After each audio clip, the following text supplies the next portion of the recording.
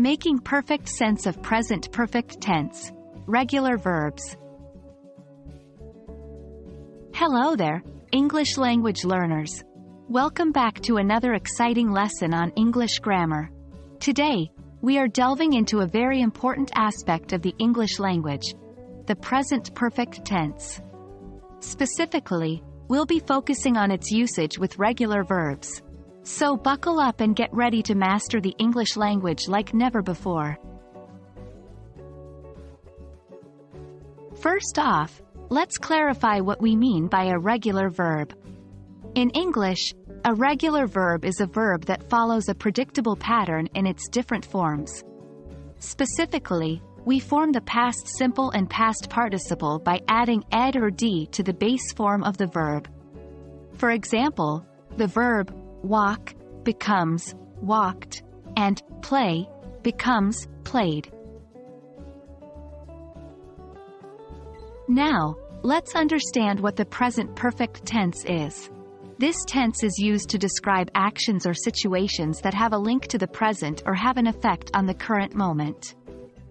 We form it by using the auxiliary verb have or has, depending on the subject, followed by the past participle of the verb.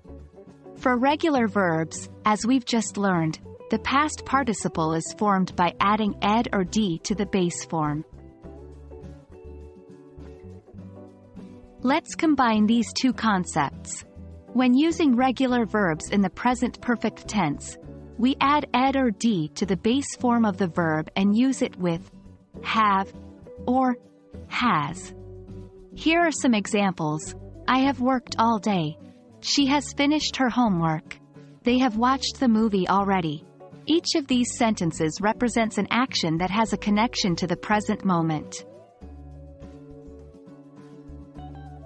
As always, practice is key to mastering any new concept. Try to make your own sentences using the present perfect tense with regular verbs. Remember, you just need the auxiliary verb, have, or has, plus the verb with ed or d added. And there you have it. That's the basic idea of using regular verbs in the present perfect tense. With a bit of practice, it will soon become second nature. Thank you for joining us today, and as always, keep practicing and keep learning. See you in our next lesson.